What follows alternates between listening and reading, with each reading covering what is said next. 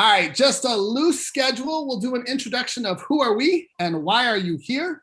We'll go into Zoom, go to your breakout room. We'll spend some time together in our Zoom. That is the song I sing when I send my kids to breakout rooms. We're not gonna send you to breakout rooms, but in case you don't know that song, you might wanna go look it up. We're gonna talk about 3 buckets: tech tips in Zoom, lesson planning, classroom management in Zoom, and some fun stuff. And then at the end, we'll just talk about a couple extra things. Would love to point out, I wanna make sure everybody knows this, it is new to all of us. So I've only been doing this online for a year, so I don't consider myself an expert, but I do have a few tips that I can share with you. Next. Oh, and all the arrows pop up because I put them there. Again, little fun things that you do. All right, I am Mr. Pablo. For anyone who doesn't know me, a lot of you have come in who I do know. I teach 2nd grade dual language at Community United Elementary at Lockwood. Yes, it's a mouthful. Eventually, we're just gonna be Lockwood STEAM Academy again. I am in my 11th year, and I also serve as the DLL, or Distance Learning Lead, which used to be the DTL, so several of you are in here as well and know that story. And my partner today is... Hi, everyone. I'm Amara Schoenberg.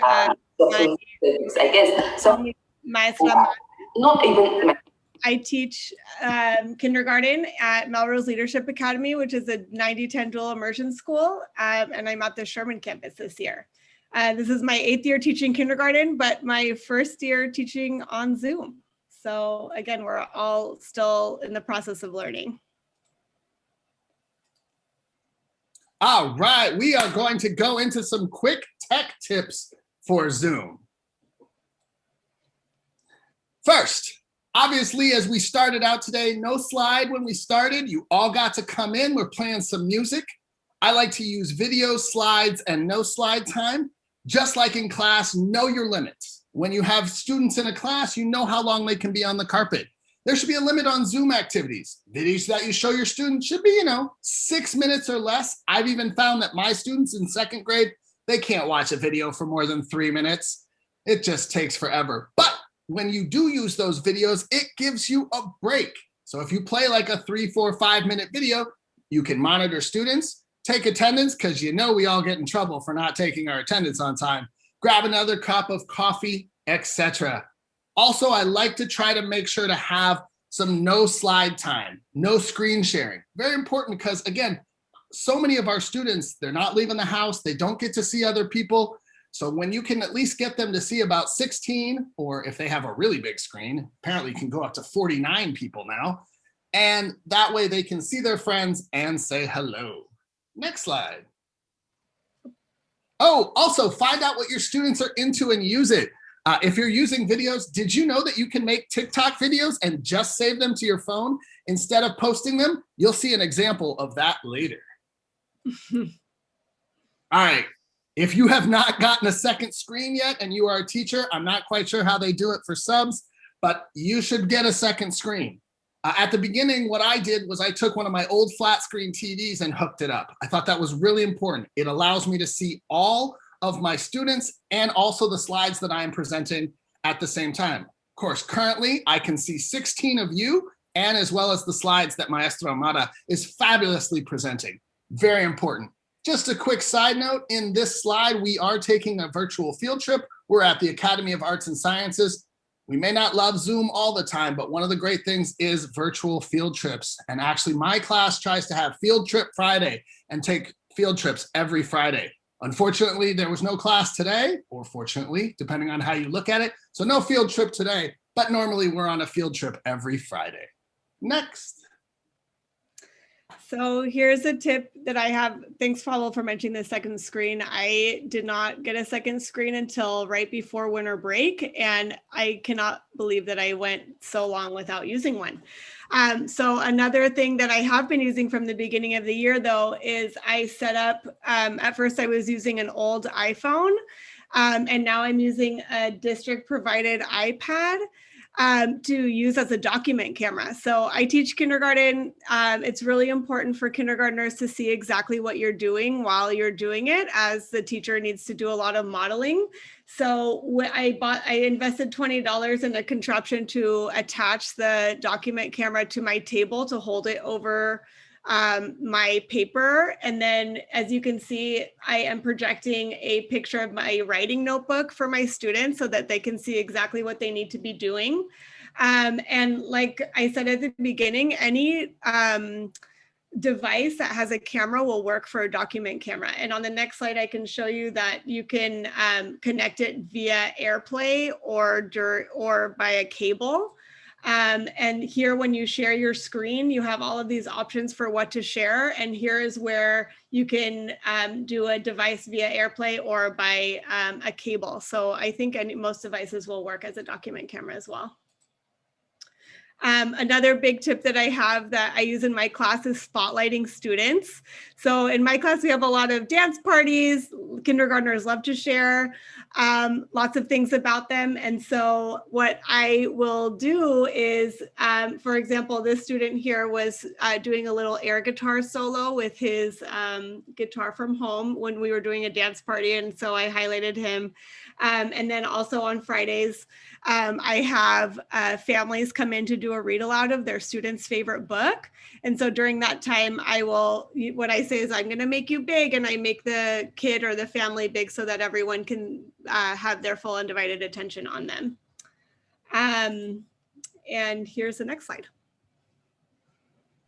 And yes, one of the other things, of course, I thought actually after having watched Maestra Amara do this presentation, it was fabulous. I was like, the other day, I did not have a document camera set up, and I needed to have one set up. I was doing a writing assignment. I thought that would have been great. And I was like, oh, should have took the iPad to do it.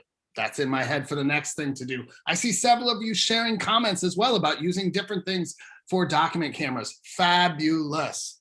Of course, one of the things we always want to know more about is muting and renaming, because our students love to unmute themselves and talk. Sometimes it's really important that they can unmute themselves, but sometimes you just want to be able to share and talk yourself. There are lots of places to go. At the bottom of your bar, you've got some check marks if you go down under the participants, and you are the host or co-host. Again, these are big things that are only if you are the host or co-host. You can allow the participants to unmute themselves. You can allow them to rename. Now, I don't let them rename in the beginning, because that's a big thing. I got to do attendance. And sometimes if they don't have their camera on and they've renamed themselves Magic Fluffy Unicorn number 2, I don't know who it is. But later, sometimes it's a lot more fun. I use renaming a lot in ELD when I have a smaller group and the kids want to practice typing or putting names in. You also have options for muting or muting all or asking all to unmute up at the top in those options that are zoom.us, meeting, view, edit, places you've probably looked before. But again, those are really important to do. Also, if you're setting up your Zoom meeting, I cannot recommend enough that you take a look at all the settings.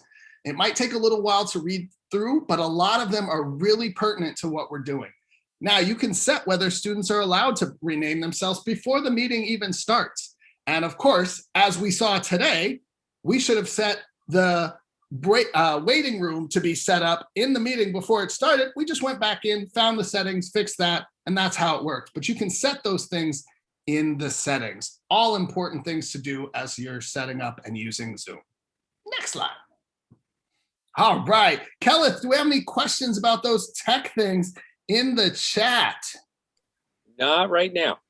All right, well, let's head on to our next part. And again, remember, if you have any questions, put them in the chat and we'll go through them as we go. I do appreciate the people who are sharing things that they use as well in their classrooms in the chat. And occasionally I put my eye down there. All right, lesson planning, classroom management, and Zoom. Such an important piece of our lesson planning is planning smarter, not harder. So finding something that you can use all the time. Okay, in this slide, and again, you can get the slides at that link down there. There are tips and tricks from Zoom. There are Zoom activities that you can think about. How are you planning out your morning meetings, your read alouds, and some fun things we're going to talk about later in your lesson planning scavenger hunts, show and tells, Pictionary, Kahoot, especially Kahoot if you're in some of the maybe third, fourth, fifth, second, we can sort of use Kahoot, using the whiteboards, and of course, Go Noodle. Next. So something that really, really helps the classroom smoothly is communication with families. On my team, we have 3 kindergarten teachers that work really closely together. And so we collaborate every week to to create the plans for the following week. And every Friday, we send home a communication letter, which is just a Google Doc that parents can reference every week. And we put our daily schedule, important information, maybe an important activity that's happening. Like today we didn't have school, we put the important dates in there. And then we also include our academic goals for the week. And something that we actually just started a couple weeks ago is including a weekly materials document. Which really lays out, like for kindergartners, since they're still learning to be independent, it really helped the parents know exactly what materials they were going to need for that day. And so we send that out as well. And it's been a game changer for the last couple of weeks about having students prepared and ready to learn while in class. So the next thing that I will say is for lesson planning, it was really hard at the beginning of the school year when we were all learning how to manage a class on Zoom, how to get our lives together, how to be able to share academic content with our students. But the thing that really helped me the most is having a consistent routine. So I keep the routine that I have in my class as consistent as possible each week. And the other thing that as I mentioned in the last slide, like my teammates and I collaborate and divide and conquer the planning so that each of us is in charge of one of the academic content areas every week. And we just share the plans with each other. The next thing that I'm going to show you is because my routine is so consistent, I was after the first 3 or 4 weeks of school, when I was realizing I was creating the same slides over and over again, is I created a document that's just a lesson planning template. So that all I have to do is every week I make a copy of the entire template and I just plug in the things for the week, which I'll show you right now. So every week I have a good morning slide, which is the first one that the kids will see after we make our morning announcements. And all I have to do on this slide is add a Bitmoji. So this is just one of the easy ways that I'll just like pick one Bitmoji for the whole week. And then I'll add it to all of the good morning slides for all 5 days. Every day we go over the Zoom rules of our class. So I teach in Spanish, so sorry that this slide is in Spanish. This is exactly what I use in my class. So we have our 4 agreements for how we're going to be in the class, including raising your hand to have a turn, microphone off, camera on. Here's my morning message. So while I'm planning, all I have to do is plug in the date and maybe an activity or 2 that we'll be doing that day. I also have a star down here to put the number of the days of school that we've had so far. And then again, every day of the year, we do a good morning song, and every week I'll just pick a little gift to put in there to encourage the kids to move. And then I also include like a little dance break every morning as well. So again, having the template has saved so much time for me because all I have to do now is just plug in the pertinent information for that week. This video is going to play for a quick second as I change slides here. So hang on, this is really quick. Okay, and then here's the beginning of my actual academic content routine, which is where I will plug in the slides that were prepared for the week of lesson planning. So I'm in charge of the phonics and letters every week. So I'll put the slides that I prepared for my team here. My coworker's in charge of the math, so she'll share her slides with me, and then I'll just plug them into my presentation for the whole week. And then twice in the time that I have for the kids in the morning is we have 2 5-minute breaks. We'll be talking a little bit more about breaks later, but this is just an example of, I just plugged in the first 5 or 6 slides that I have every week on my template. And this is just reminders of what kids can do on their break. And this music plays a song for 5 minutes for the time. And then moving into a little bit of classroom management. Just like in person, positive reinforcement is the way that I like to manage my class. So for example, using nonverbal cues, like the images that I have, sometimes I'll spotlight myself if many children have unmuted themselves. That's one thing that they have learned how to do so far. So I'll spotlight myself doing a quiet signal to remind them to turn off their microphones. And then again, just setting kids up for success. So a lot of the slides that I have as well is just what materials do you need right now? And as soon as I start seeing, I'll put the slide on, wait a couple of seconds to see if any kids have taken out those materials. And as soon as they do that, I'll stop sharing and spotlight that person so that everyone knows exactly what we're doing. And again, a big part of the management, again, is just sticking to the routine. It is so important. The kids know what they're to expect. I know what to expect. And it just makes my life so much easier now that we're doing this full time. So the other thing that I suggest too is to leave time for kids to be kids. So as I mentioned right before my good morning slide every morning, I give the kids, Mr. Pablo sounds like he plays music as the kids are coming in. As my students come in, I greet them by name, but also see if anyone has an important announcement to make. Lots of kids like to share when they lose a tooth. They want to share what they did over the weekend. They want to show us their favorite toy that they've been playing with. So it's just giving them that time to let them share what they want to share, so it minimizes interruptions later in the class. Or as we know, lots of kids want to share their pets. I'm going to be honest and tell you, Maestra Amara and I met each other a week ago. And a lot of the stuff that she talks about, I was like, that's the same thing I do. And it's probably the same thing that many of you are doing. So it's really cool to see that teachers in different schools are just finding ways to do this. I will say, I have 2 kids, one in first and one in fourth, and they're both at Seed for all the Seed teachers here. And one of those grades sends out a weekly, like materials, all the stuff you need, and one doesn't. And it works different for different teachers. We put out binders that connect the students with materials. And so whenever we have a distribution, we give those out, and those have all the weekly things in it as well. I would also say that one of the great things about Zoom that I've had to incorporate more, and I'm hoping to incorporate once I go back, is using nonverbal cues. So again, you've seen Maestra Amara and I both teach dual language. So we both have 2 classes. So when I have both my classes together, I have 53 students. When I ask a question and 53 students all want to answer at the same time, that does not work. But we use a lot of nonverbal cues, and those work much better here in Zoom for us. So for example, we're checking in on how the students are doing. We use a 1, 2, 3, 4, 5 scale. 1, are you happy? 2, you're okay. 3, you're sad.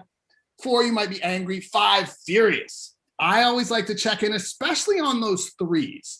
And I will say that when I've gone through and I note down the kids who are giving me a 3 and I can really tell they're not feeling it, if I send a message to that parent, it has created much better relationships and gotten someone to actually go and talk to those students. We know it's so hard to not be next to our students, but to be able to communicate with them is so important. We use things like the silent cheers. If you can hear me, touch your head. If you can hear me, touch your nose. Of course, signs for I agree, disagree. And again, in my class, we use a lot of sign language. Next slide. Oh, check in on emotions daily. Very, very important in your classes. Please, please do that.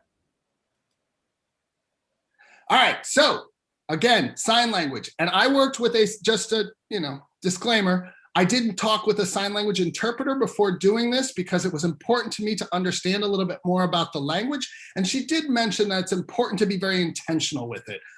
It is a population that sometimes feels like sign language is used kind of as a gimmick. And so I've tried to be very intentional about my use of it, especially in terms of emotions. So if they're not doing the 1, 2, 3, or 4, they can also do happy, they can do sad, they can do angry. And of course, thank you to my daughter. This was at the beginning of the pandemic, incorporating my daughter, my dog who's in the back there, anything that you can incorporate that's a part of you really helps the students. And Sienna actually comes into classes and the students are all really always excited to see her. But again, those non-verbal communications. Next. Check in on emotions daily and take brain breaks. Maestra Amata already mentioned this. She gets breaks in there, not only for the students, but also for you. And I encourage those brain breaks to be times where you maybe ask them to get up. Like, again, get up, move around. Go Noodle is one where you have to get up. There are so many things on Go Noodle if you look for it. They're fun, they're interactive, okay? I always use also mindful minutes in the morning. It's important for me to get set in the morning. And so I'll take a mindful minute and it might be just the ringing of a bell. It might be a video. We sometimes have songs that go along with it. All of those things. You can also do things like fluency songs, Simon says, and if you're a Seesaw user, have students make their own. You can just set up a Seesaw activity. You could probably do it on Google Classroom too that says, record yourself making your own brain break. And my students will make brain breaks. I've learned how to make pizza, do the Macarena, all types of things that my students have put on there. And when I connect it, like you see on the next one, with my transition slide of grab your materials, all of which I have sitting here, which you can't see because I got the background on, then my students are still paying attention, they're learning something, they're taking that break away, and I'm not talking for at least 3 minutes. Of course, I would always say, and you saw when Maestra Amata started it, do the brain break movements with your students. If I can dance with them, if I can get into whatever they're doing, they will be more engaged. Next. And of course, here is one of the brain break slides. And just to give you a short example of one from Go Noodle. And now when I did this, Maestra Amata did not know what either of the games were. But if you've got students pretty much K through, I don't even know at this point, they will know what's going to go on here. Maestra Amata, could you click play on that one? Yes. Welcome back to another Brain Break, the game where we energize our bodies to ignite our minds. And today we're playing This or That Video Game Edition. You'll have 10 seconds to choose between 2 video games and 20 seconds to do the matching Fortnite emote dance. Here we go with round 1, Minecraft or Roblox? Oh, I'm a big Minecraft fan. Roblox, not so much. So what am I doing? If you said Minecraft, you have some dance moves. And if you said Roblox, blocks. All right, you can pause that one, Maestro Amara. We don't need 4 minutes of that. But notice I also took a break, took a drink, and still was able to do it with them. And of course, it has the expectations and pictures of the materials. Next slide. So as Mr. Pablo mentioned, and I showed this slide earlier, this is what my break slide looks like. So I use a timer with music that I found on YouTube, and within Google Slides, you can embed the video so it plays while you're showing it, as we showed on the last slide. There's a YouTube channel called Mr. Timer that just has lots of different timers with different times, different music, different images that are super engaging. And the reason I use a song is so that the kids know when it's time to come back. I use the same song every day so the kids know what to expect. And they now know what the song sounds like. So they know when it's about to end. So they know exactly when we're going to be starting class again. During our break, this is the time that we turn off our cameras, we turned off our microphones. And then here I have the visuals of what you can do during this time. You can go to the bathroom, drink water, have a snack, move your body. And they have 5 minutes to do this. And when you come back, it's time to learn again. So, and again, this is also my time to get that extra cup of coffee or use the bathroom myself. So it is definitely needed. Are there any questions for this round, Khalith? I saw one about the timers, and I just wanted to go in about the timers one more second because I use those all the time. And again, just met Maestro Amata, but I know a lot of teachers who are doing that. And you can just go into YouTube and Google the number of minutes you want and timer. If you put 3-minute timer, you'll get all these 3-minute timers. 5-minute timer, all these 5-minute timers. And those are great because some of them are dancing animals. You can get a whole thing of dancing cats. I currently have a dancing mouse on one of mine, and I use different ones for different subjects. So I've got one for math. And if anybody knows the game Among Us, there are tons of Among Us. And if you want the kids paying attention, and then at the end it gives you a big noise and they have to come back, yeah, those questions are, those timers are fabulous. The other thing I saw in the chat was asking about limiting the chat for students. And one thing we haven't mentioned yet, and if you notice, there are 3 of us doing this presentation. So Kelleth is helping. Thank you, Kelleth, Maestra Amada, and myself. If there is any way you have some support or a partner teacher or something, it's great for us that are dual language, and we have 2 teachers that are usually teaching 1 class or 2 classes together. That's really supportive. But what I found is if we have one person who's monitoring the chat, they can check on how students are doing and what they're talking about. I have sometimes had to shut down the chat because I'm like, oh, people are starting to get a little chippy, and they don't always, especially in 2nd grade, know what words they're writing, and they don't know who's writing to them. So they seem to get mad for strange reasons, but it's not that strange to them. So it's important that at that point, well, a lot of the times we talk about the appropriate use of the chat, and we also, sometimes if it's really getting a little, too much, you can use breakout rooms strategically. Take those breakout rooms, take a student away. And again, if you have an extra teacher or an extra person or an after school or PE teachers from our school are sometimes in different classes, that can be a really helpful time to have those conversations regarding chat. Kelleth, was there anything in there? There was a suggestion about Class Dojo, which is another option for timers, and there is a lot of great stuff in Class Dojo, that's for sure. And then also there was a question about what time frame are we talking about?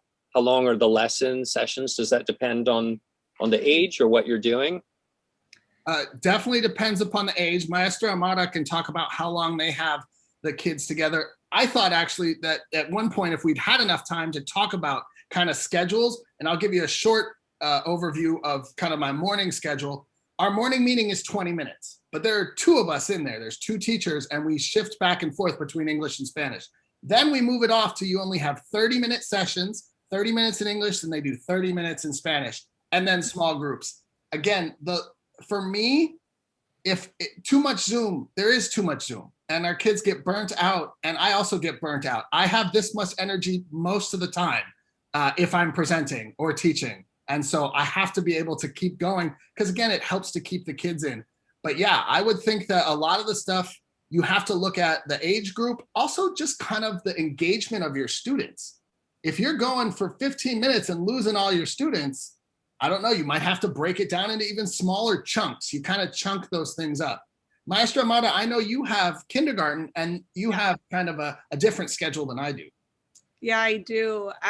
So after teaching kindergarten in person for 7 years, I kind of know what the limit is for little kids' bodies in terms of sitting down, staying focused, needing to move. So we really base our schedule off of that and just knowing how long do students of this age, how long can they sit on the carpet focused? How long can they stay at their tables focused? So it's kind of we kind of base it off that. So we decided that each of our lessons weren't going to be more than 20 minutes. And we definitely spent the good portion of the first half of the year building up to that. So the very first couple weeks of school, we were only meeting for 30 minutes tops with a break in between. And then during our actual lessons, we sent home paper materials as well. So the kids are working on paper activities while we're connected to the Zoom call. So just giving them also something to do has been really helpful. And so I think that that's kind of where we were. And I know that with there's different minute requirements based on the state auditing stuff, so we kind of based all of our schedules off of what the auditors were going to be asking of us too. So that's how we did it. And I wanted to mention that we do have a contingent of our awesome substitute teachers here, and a couple of them have mentioned if you feel like you do need help, if you need an aid, you should be able to get a substitute at your site. And if you're hearing, well, we don't have any available, you can ask for a substitute to be assigned to your school or for more help at your school. So just wanted to mention that as well. great. Helith, we are definitely on the same wavelength. I was going to highlight that as well that we saw in the chat. Also, some great ideas in the chat about how to use the chat to teach students about responsibility and that the computer has a memory. So what they put into that chat, that's there, and that chat still keeps staying with us. We can look at it later. So always an important piece. All right, keep going.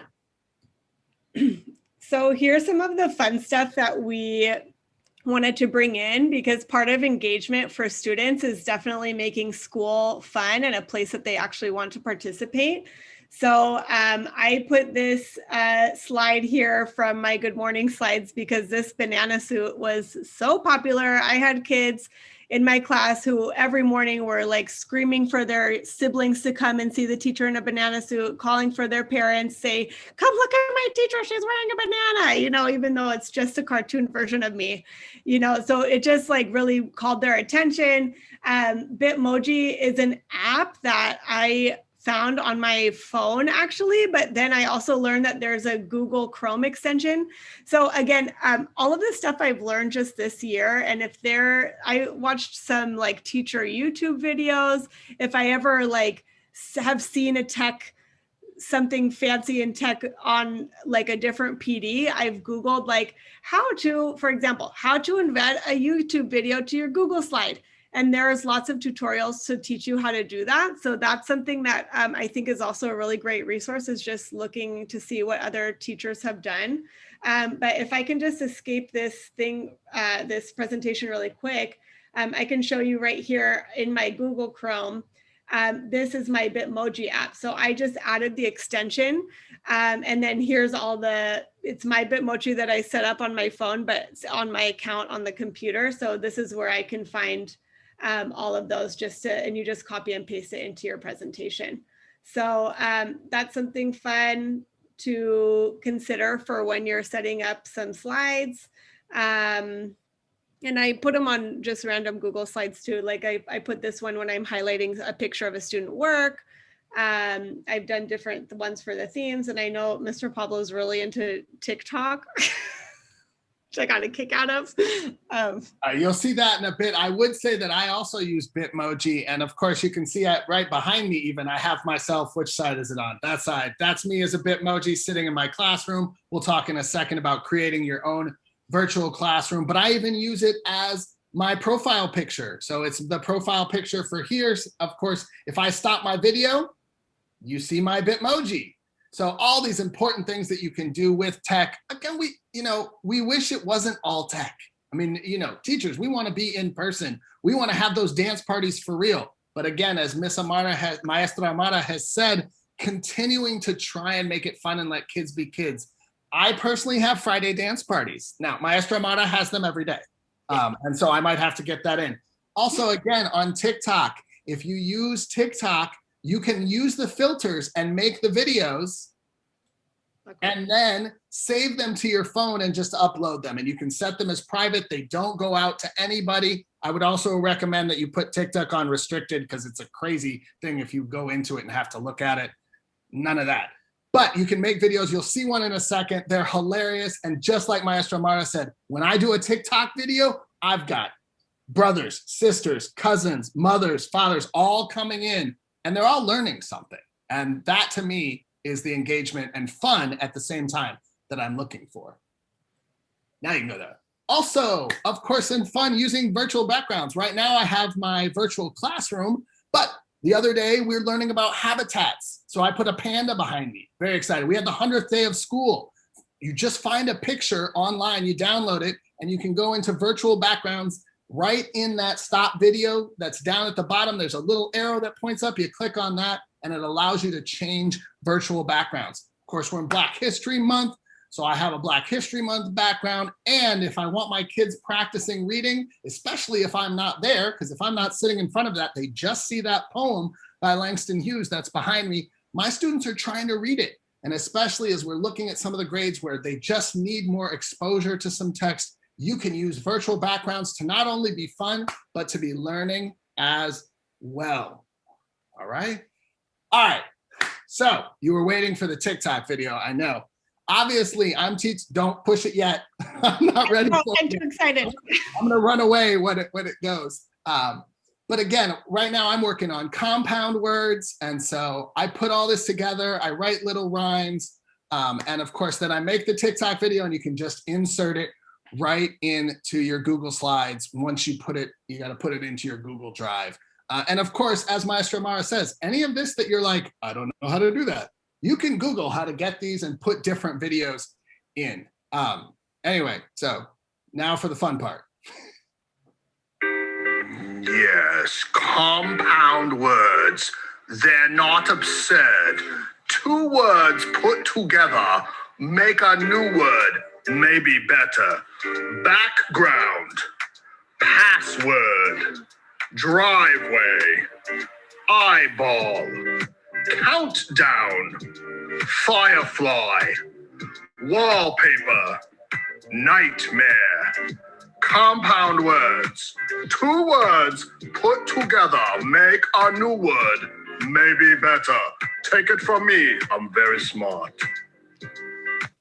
Again, one of my favorite ones. And I will tell you, TikTok does not change your voice. That was totally me, and I make fun of it. Whenever I do these, I pull them up and I say, hey kids, this is very serious, no laughing. I want to make sure you learn the words. And then I'll ask the kids, give me some compound words.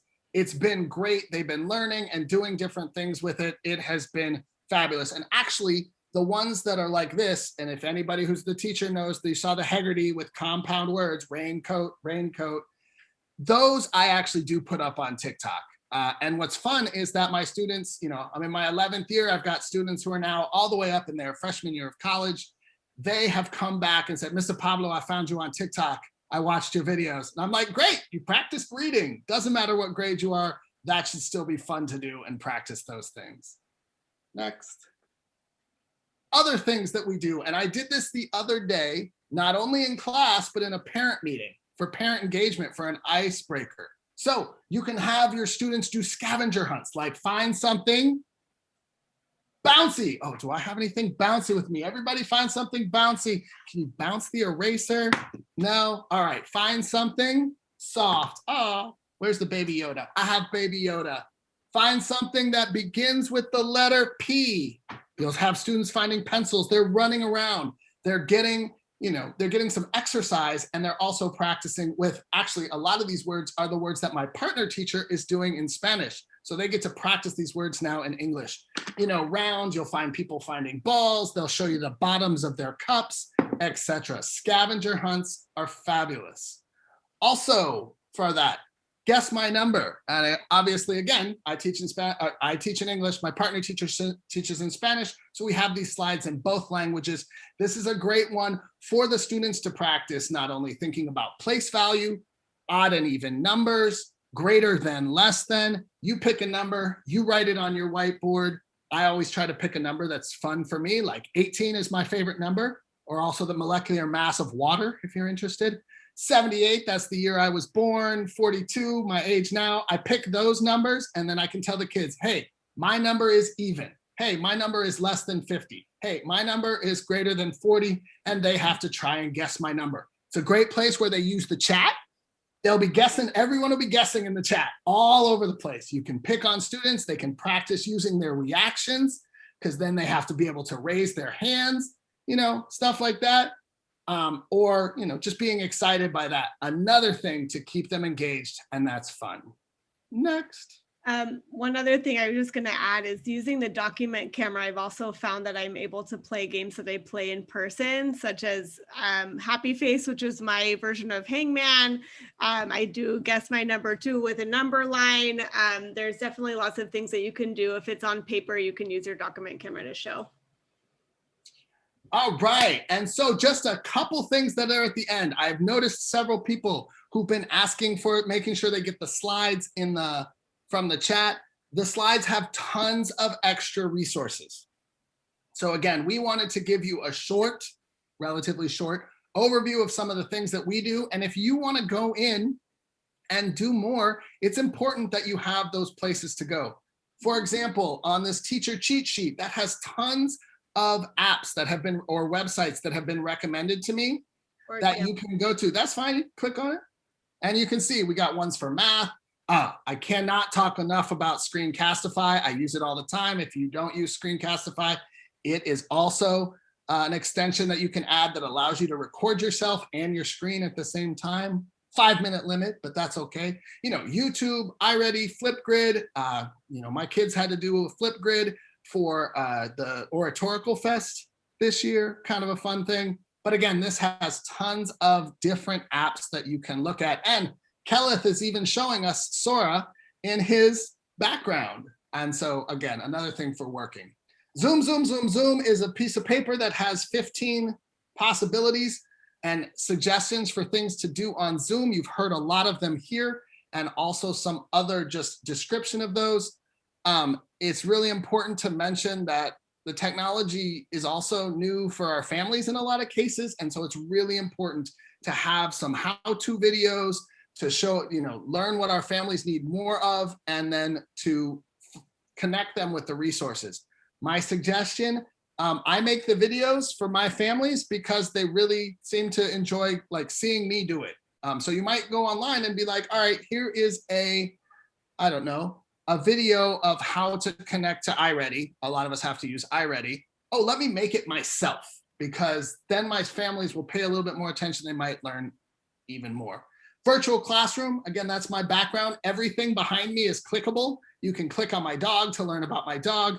You can click on the song to hear the song. There is a link of how to create your own virtual classroom. Again, as Maestro Mara said, if you don't know how to do something, just Google, how do you create your own virtual classroom?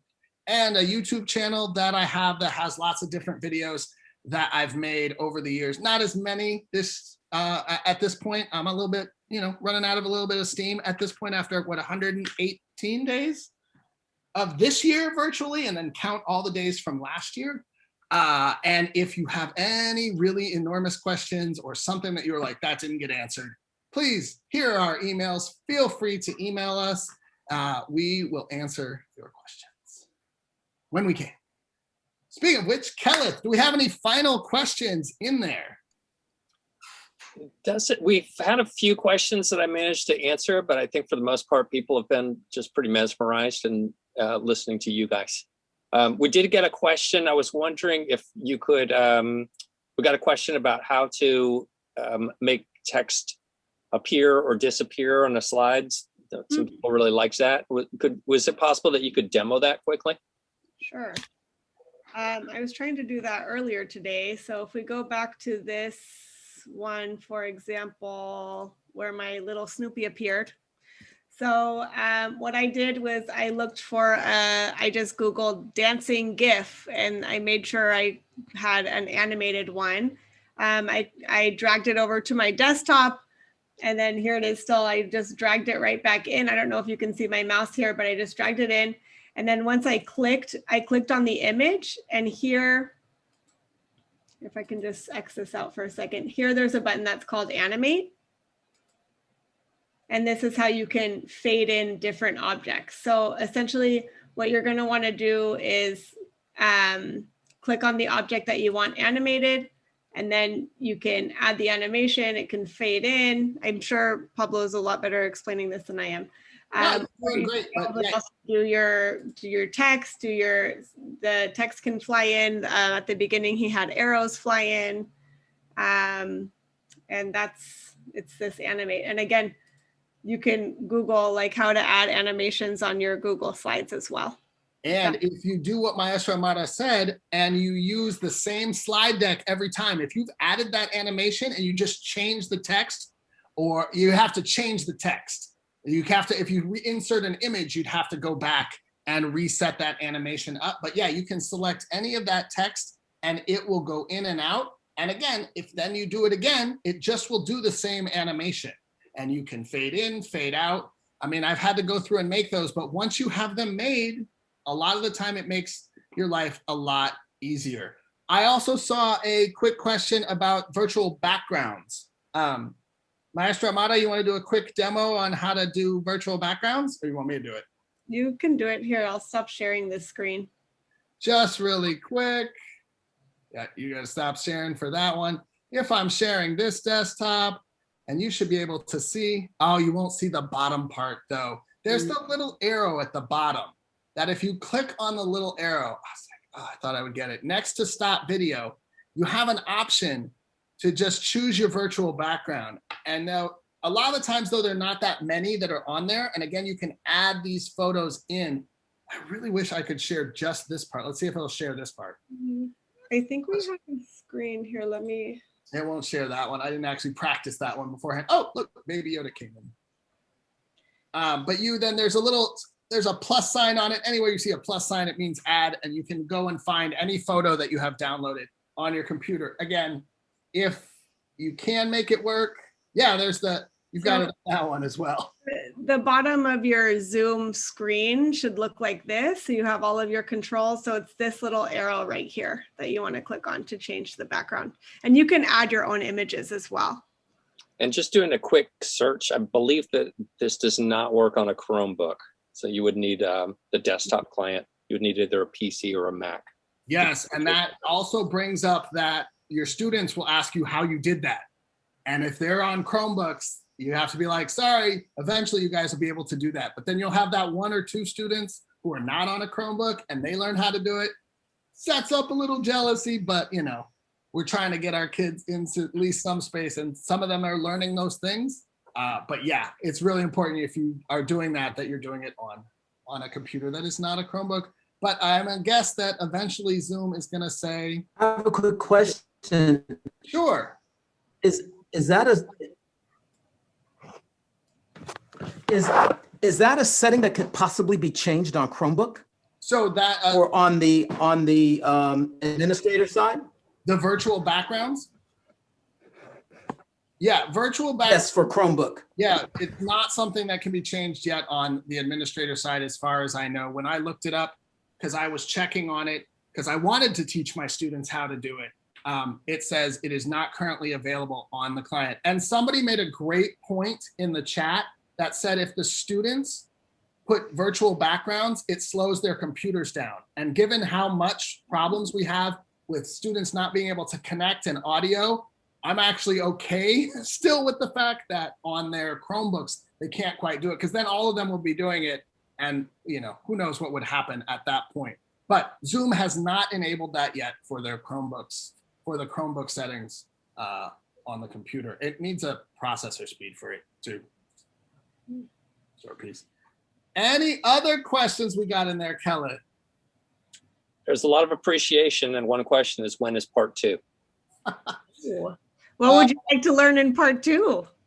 I'm like, what do you want to learn in part? Yeah, that other thing I always think about doing is teaching the actual lessons, which is always a fun part. We'll see what happens. Kelleth just asked us to do this, I don't know, a couple weeks ago. But much appreciation again to all of you for being here. How do you do a hybrid class? Ooh, I'm working on that one already.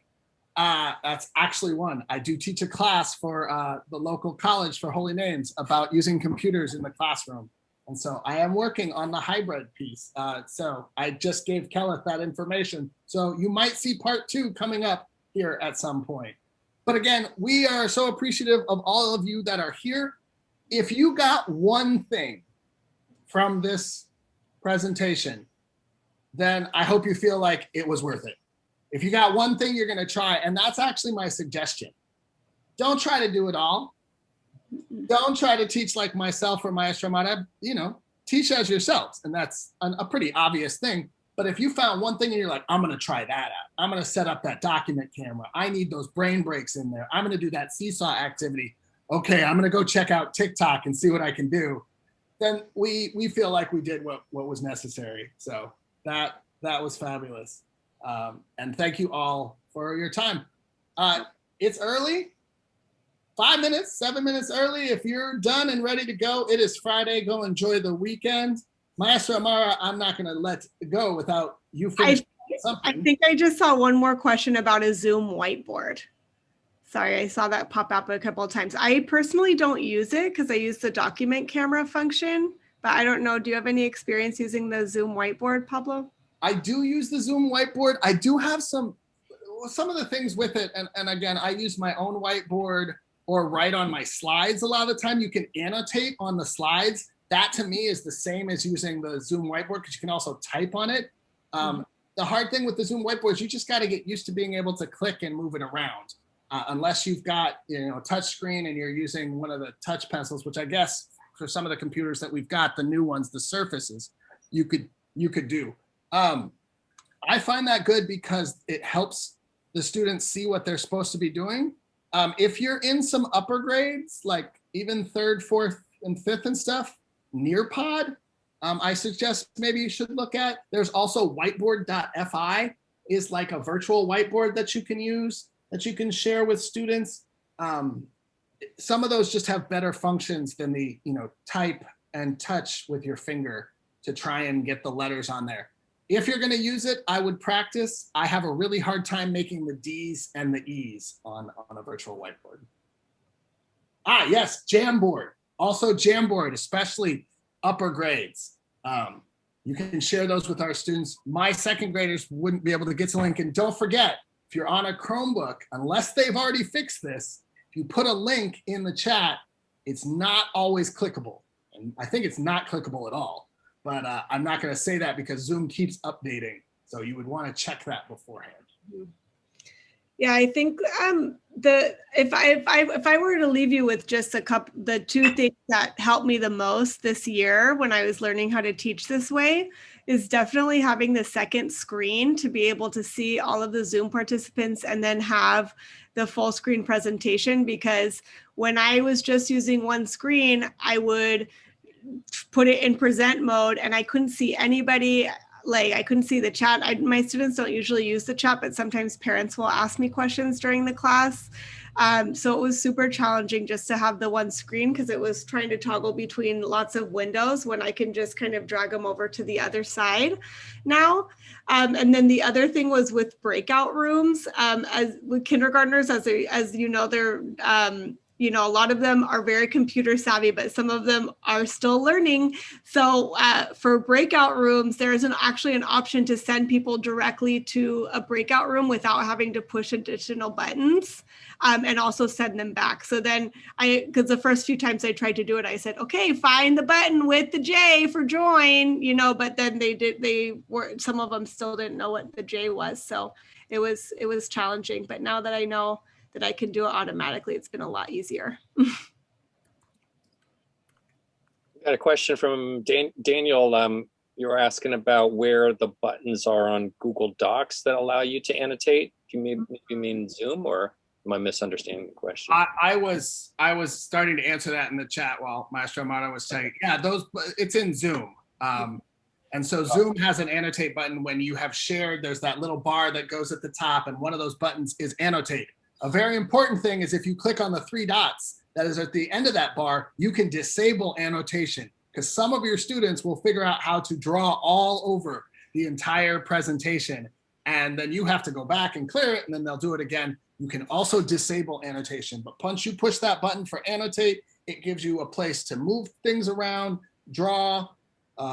You can type text on it. You can erase things. You have a spotlight thing. So like that little thing pointer that we used to use, the laser pointer that you would help to put under, that is also there in Annotate. Those are all Zoom features. And again, one thing I would say, and I completely agree with Maestra Amata on the 2 screens, really important. And she even told me that if I'm not on a MacBook, I can actually see 49 students on one screen. MacBook, only 25.